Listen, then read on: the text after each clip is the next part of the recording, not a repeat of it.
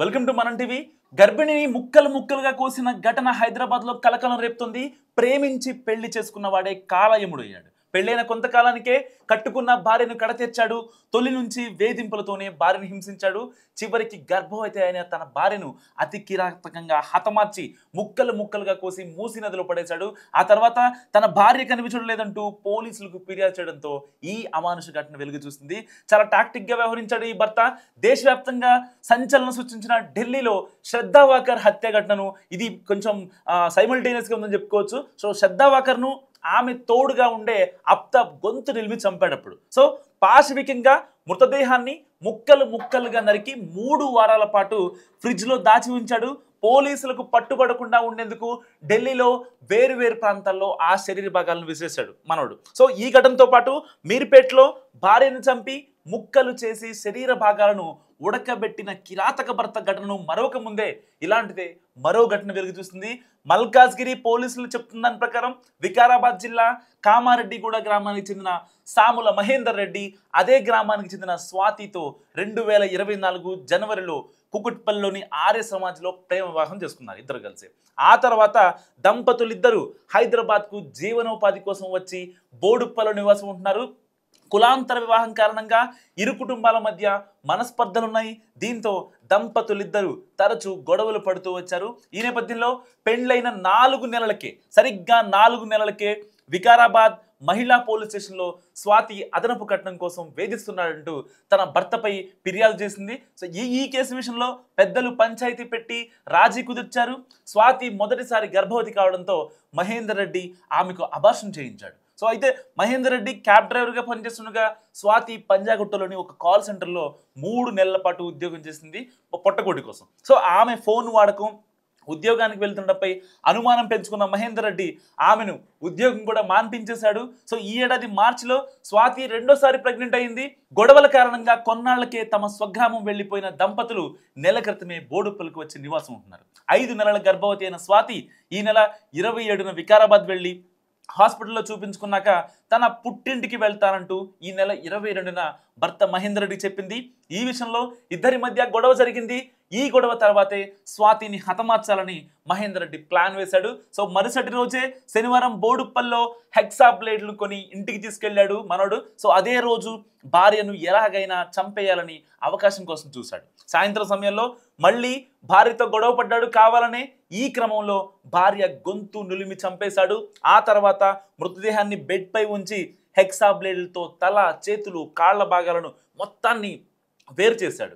ఆయనకి ఇష్టం వచ్చినట్టు కోసాడు. సో చీకటి పడ్డాక తల, చేతులు, కాళ్ల భాగాలను ఒక సంచిలో తీసుకెళ్లి ప్రతాప సింగారం వద్ద మూసీ నదిలో పడేశాడు. మొండెం మాత్రం ఇంటిలో ఉంచాడు. 5 నెలల గర్భవతి కావడంతో మొండెం కవర్లో తీసుకుని వెళ్లేందుకు ప్రయత్నించి వదిలేశాడు. భార్యను హత్య చేసిన తర్వాత నిందితుడు మహేందర్ రెడ్డి తన సోదరికి ఫోన్ చేసి స్వాతి కనిపించడం లేదంటూ నంగనాచి కబుర్లు చెప్పాడు.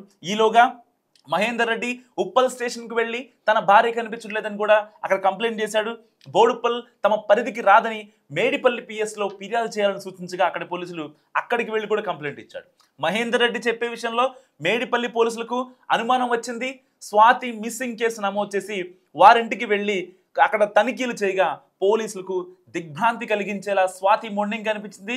వాళ్లే ఒక్కసారి షాక్ అయ్యారు. సో మిగతా భాగాల గురించి పోలీసులు నిలదీయడంతో మూసీలో పడేశానని చెప్పాడు నిందితుడు. సో ఆదివారం ఉదయం నుంచి మూసీలో పోలీసులు శరీర భాగాల కోసం సుమారు 10 కిలోమీటర్ల దూరం వరకు వెతికారు.